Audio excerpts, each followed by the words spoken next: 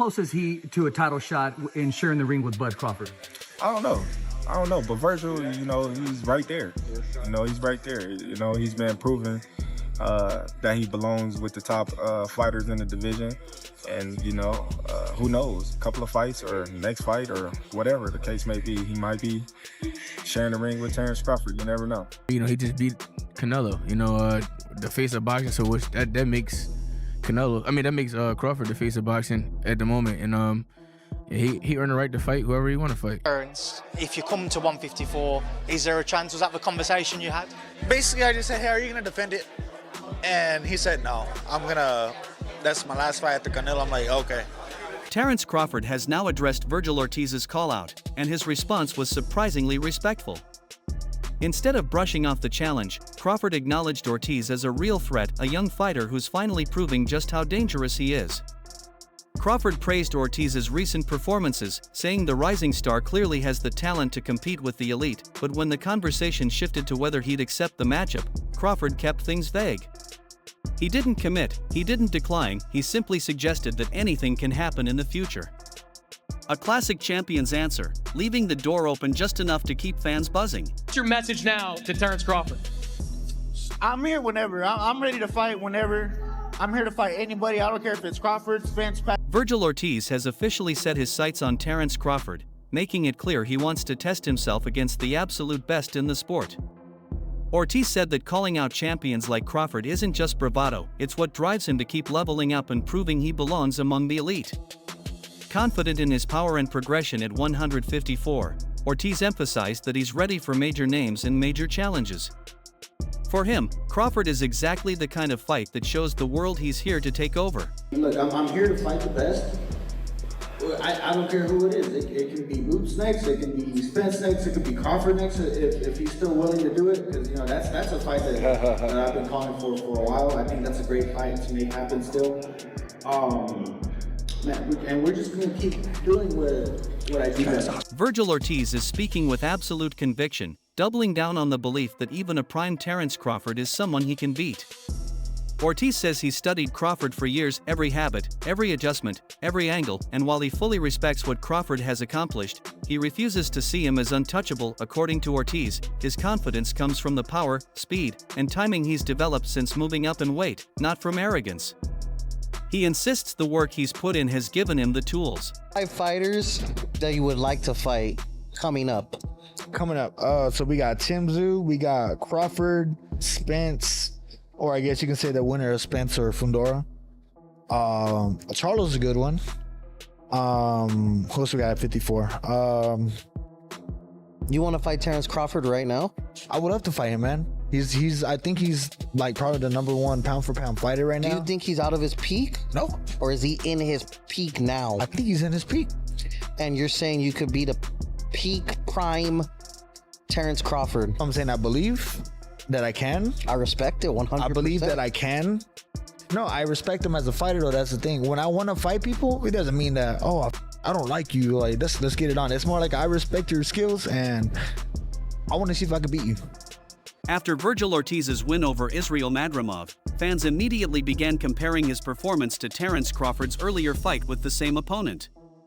Crawford didn't shy away from the discussion. Instead, he addressed it head-on. According to Crawford, although Ortiz got the victory, he didn't look truly dominant. He noted that Madrimov didn't seem as sharp, prepared, or conditioned as he was when they fought, suggesting that Ortiz didn't face the same version of the opponent Crawford did. In Crawford's view, Madrimov simply wasn't at his best that night, and because of that, the win doesn't say much about how Ortiz would perform against a top-tier fighter like himself. Crawford's tone was calm but confident, a reminder that while Ortiz is dangerous and improving, Crawford believes his experience, skill set, and fight IQ still put him on a completely different level. But he just, he was more prepared for my fight. If you watch him, he was winning the fight, and he gassed out. Oh yeah, that's true. He gassed out, and he said from, I don't know what type of sickness he had. So condition-wise, he wasn't as prepared. Yeah, that he had to pull out the first fight and come back. I don't know, but Vergil did good. He put a lot of pressure on him and, fought a good fight, but you could tell that he didn't leave unscarred. When you look at the faces of both fighters, you would have thought Vergil lost. Oh, okay. I did hurt his hand. His knuckle was broken. I don't know if you've seen him like the last couple of Vergil. Yeah. Ortiz, yeah, he had a broke hand, but he said he didn't know anyway. He didn't feel it throughout the fight. It was a good fight. I thought Madrimov was doing too much moving. Right. You know, in the beginning rounds, which that was getting him the rounds in the bank, but at the same time, he was exerting too much energy.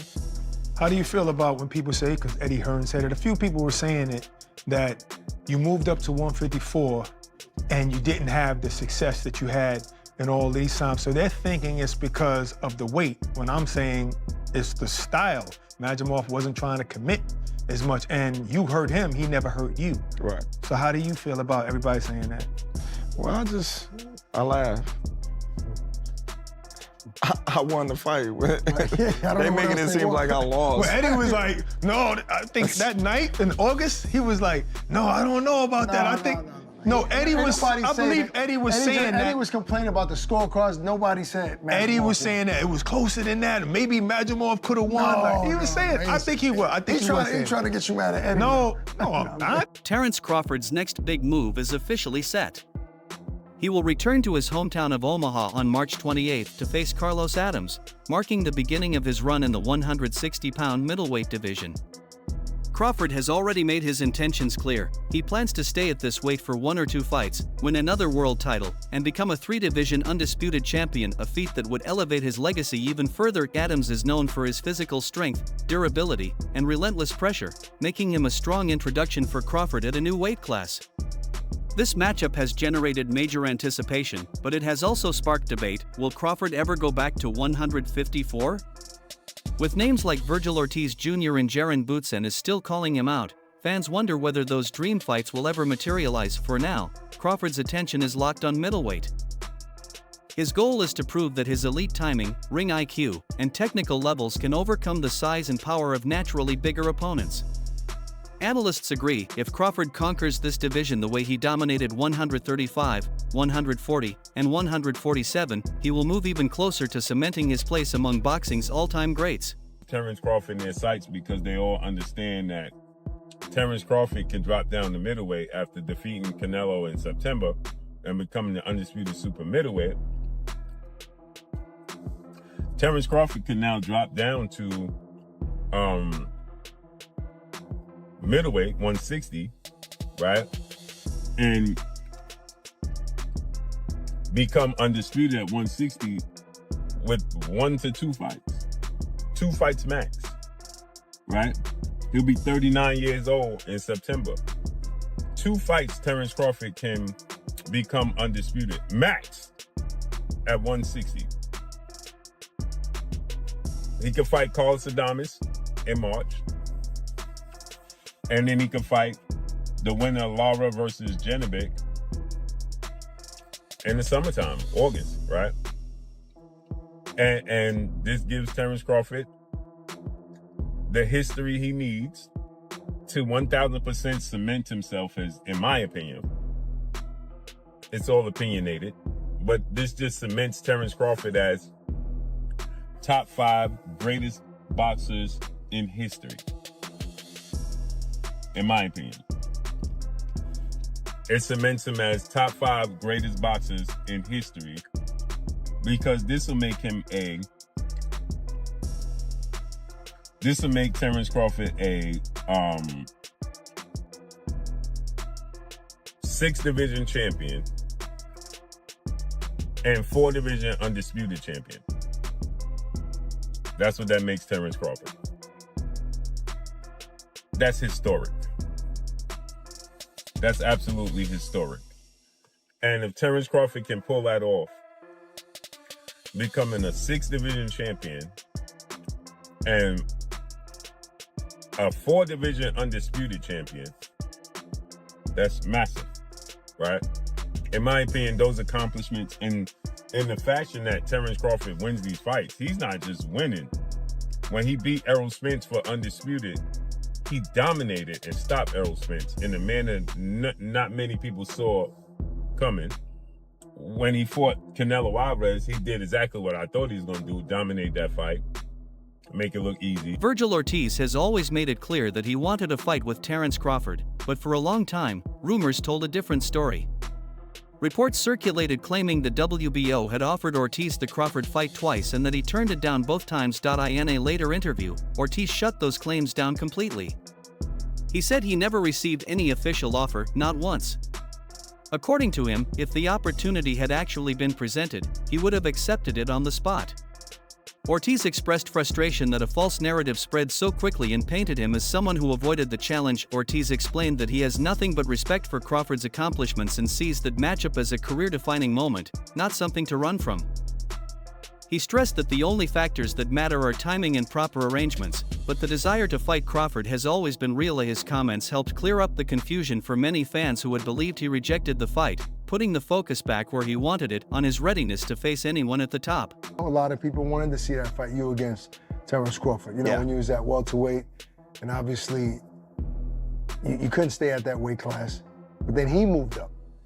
Was there ever a point where the Terence Crawford fight was a reality, like a real offer, like real negotiations going back and forth, or was it never that close? It was never that close, man. So, you know, I know a lot of people say that the WBO president said that we turned down the fight. I never got an offer. I wouldn't have said no.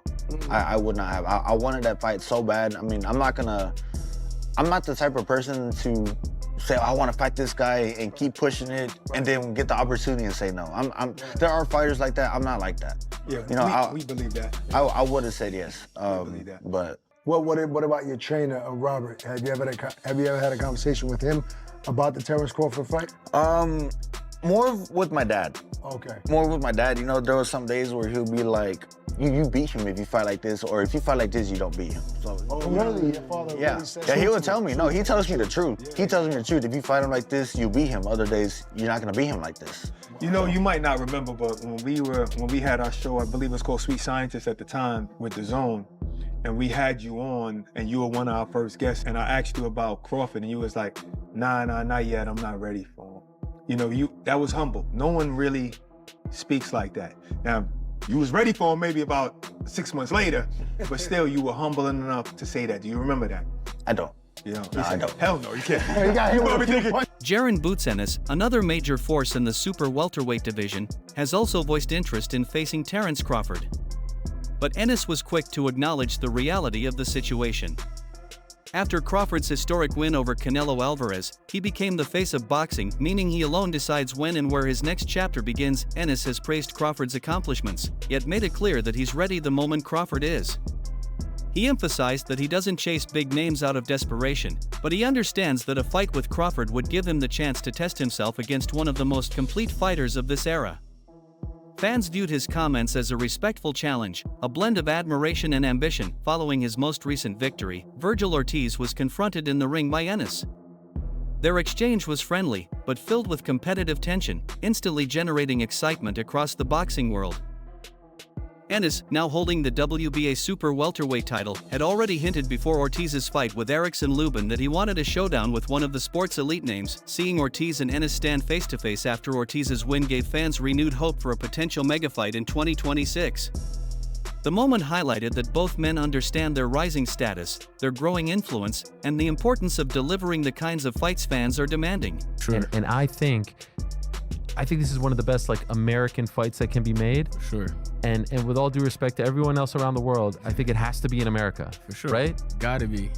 I feel like you gotta do this one in the States because everybody wanna see it. Everybody go. I think it's a pay-per-view fight, you know, and I think everybody will pay to see it, or everybody will come out to come see it wherever it's at, whether it's in Vegas, you know, Madison Square Garden, wherever it's at. What's your obviously you'd love it in Philly, but I don't think it'll be Philly, right? No, absolutely. Okay, it's not gonna be in Philly, yeah. So where is the ideal spot for it? What deserves to host this fight? Which venue in your opinion? To me, either anywhere in Vegas, so like a T-Mobile Arena, yeah, or maybe go old school MGM. Oh man, I love the MGM. Or we can go Madison Square Garden. Okay. I think Madison Square Garden would be crazy as well. You know, that'd be historic as well. So either one.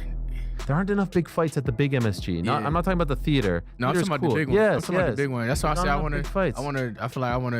I always wanted to fight at MSG anyway. So, you know, I like how it looks in there. It's real. It's real incredible. nice. You know, when they have fights and stuff in there. So, for me, it would be either the T-Mobile Arena or take it back and go MGM, or we can do, you know, Madison Square Garden. Do you think he would say yes to MSG because that's kind of a home game for you, right? That's so close to Philly. I mean, I feel like he has a deep fan base, you know, and I feel like all his fans and stuff will come. If it was to be in New York, I feel like they all will come. You know, he got a good fan base. I got a good fan base. I feel like it'll make for a great fight. And who don't want to come to New York? Oh my God. There was a time where MSG was holding all these big fights, hosting, and now I feel like, you know, every couple of years we get, when we got Taylor Serrano, prior to that, it was, you know, Brooklyn's cool and all, but we got to go back to the Mecca. The Mecca is the best. I would absolutely love that. In your perfect world as well, he fights November 8th. Yep.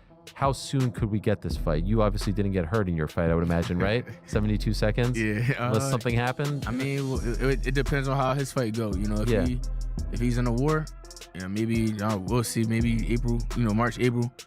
You know, if not, if he make quick work of it, who knows? We could be back in there sooner. You know, so it's all for real. It's all up to how him right now, because he the one that has a fight. You know, hopefully he doesn't get no cuts, no broken, you know, hands or anything, or anything hurt on him. So it's dependent on him at the moment. The other two options, of course, Sebastian Fundora, and I think Xander Zayas. Yeah. What I'm hearing is there is some interest from MSG to have you versus Xander Zayas at MSG. Are you hearing this as well? I'm with whatever. That's what I can't wait. You want all these guys? I like these options for you. I'm really about to show y'all. Like, I'm about to run through these guys. I'm about to run through these guys and show y'all one by one. Like, this 154 really mine, and I'm gonna shut everybody up. I can't wait. I hear the little chatters and all the little talks. What do you hear? What's bothering you? What are people saying? It's just little They're things. questioning you? They questioning, and it's cool, you know, and I love it. You know, they're not doing nothing but like adding fuel to the fire. Yeah. And it's gonna make it worse each and every time for whoever stepping in the ring with me. Seeing what Terence did not that long ago, did that give you motivation? Because it feels like for the longest time, people were questioning him, doubting him. He wasn't getting the big opportunities, the big fights. Do you see yourself in his journey a little bit as well? I mean, Former world champion and boxing analyst Tim Bradley recently shared his skepticism about a potential showdown between Vergil Ortiz and Jaron Boots Ennis. According to Bradley, Ennis might not be eager to jump into that fight right now due to the high stakes involved. He hinted that Ennis's camp could be holding out for a larger payout or a timing advantage before committing to such a dangerous opponent. Bradley's remarks immediately ignited debate among fans and insiders. Some argue that Ennis would accept the fight without hesitation, confident in his abilities and hungry to prove himself. Others think Bradley has a point that building anticipation, raising the market value, and waiting for the perfect moment could be the wiser business move, regardless of which side fans take. Bradley's perspective has added another layer of drama to an already intense conversation. His comments have only fueled the growing buzz surrounding a potential Ortiz-Ennis clash, deepening the intrigue behind one of boxing's most discussed rivalries. A day, and then all of a sudden, you come up, you got that Benz now, you know what I'm saying? Back then they didn't want you, now you hot, they all on you. Yeah, this is one of them situations right here. Well, it's like, oh, back then you didn't want me. Now I'm hot, now you all up on me. Man, did you see Boots, how he jumped up in the ring? I didn't know if that was Boots or Rick Ross. I was like, damn, is that Rick Ross in there? Like, all the jewelry he had on and everything. I'm like, who the hell is this dude? Is this the grown-up version of Boots? Because I ain't never seen all them chick chains all over my man, blinging, blacka, bling, and all up on his chest and everything. I ain't never seen that before. I'm like, this dude got a new persona. Is this the killer Boots? This is what we've been waiting on? Because I'm sitting there going, this. Promoter Eddie Hearn recently shed light on why a potential matchup between Vergil Ortiz and Jaron Boots Ennis has been so difficult to finalize. According to Hearn, the negotiations have been slowed by disagreements from both sides, with each camp convinced their fighter deserves the larger piece of the financial pie. Ennis's team continues to argue that he is the superior talent in the division, while Ortiz's camp emphasizes his resume, his growing fan base, and the value he brings to the table. Hearn explained that although this fight has all the ingredients to become one of the biggest events in the sport, behind the scenes it's trapped in a maze of business demands, timing issues, and competing priorities. Surprisingly, he suggested that making a Crawford-Ortiz bout might actually be easier at the moment than getting Ortiz and Ennis to agree on terms. His comments exposed just how tangled big-name boxing negotiations can become even when both fighters publicly express interest and the fans are already calling for the showdown. So I thought it was a great performance. Vergil's a great fighter. This is not, there's nothing but respect from us, but we just know we win. And like, it's not for us. Once you start hearing things like, we're the A side and we want 10 million and we want, what does Boots? It's like, what? Guys, Ortiz has never been a world champion. Great fighter. Boots has been world champion. He's been a unified champion, but neither of them are world champions now. They're just the top two fighters in the division. So if you truly believe that you're the best, make the fight. And it'll be really interesting to now see if they truly believe. Because the fight's there, the fight's done, the money's there, the pay-per-view's there. I mean, it's a massive fight, but you can find an excuse if you don't want to do it. So we'll see. And obviously we saw the fighters face off, and we know you want the fight, the fighters clearly want the fight. And you mentioned the $10 million mark by Rick Merigian, I believe his name is, the manager of Vergil Ortiz. Do you see it as an obstacle? I mean, is it a real obstacle? If you come out with things, look, if the fight... Vergil Ortiz recently weighed in on Terence Crawford's current place in the weight landscape, noting that he doesn't see Crawford dropping back down to 154 pounds anytime soon. In Ortiz's view, Crawford has already added the size, strength, and conditioning needed for higher divisions, especially after campaigning for the Canelo Alvarez fight and gearing his body toward middleweight. Because of that, Ortiz believes Crawford is now fully committed to competing at the bigger weights. Ortiz made it clear he respects Crawford's decision, but he also acknowledged that it complicates any plans for their own potential showdown. He emphasized that he isn't putting his career on pause for anyone. He intends to keep pursuing major matchups in his division while staying prepared for any opportunity that might arise. Even so, he remains hopeful that circumstances could eventually line up and allow the two to meet down the road. As discussions continue involving Ortiz, Crawford, and Jaron Ennis, it's obvious that the upper weight classes are entering an electric new phase. Ortiz's ambition is pushing him closer to the top, while Crawford's measured approach reflects the mindset of a veteran champion carefully managing his legacy. Together, their moves are shaping one of the most intriguing future storylines in boxing. For you to fight at some point? No, so he's not coming back to 154. I spoke to him. This is my first time saying it on media. I spoke to him, and he's not gonna come back to 154. He's gonna fight his two last fights and retire. And you know what? I respect it because he's been undisputed at 140, at 147. Get your money and get out. I mean, what else do you have to prove? You know what I mean? So it's just like, it's... That wraps up today's coverage. Stay tuned for more updates, and we'll see you in the next video.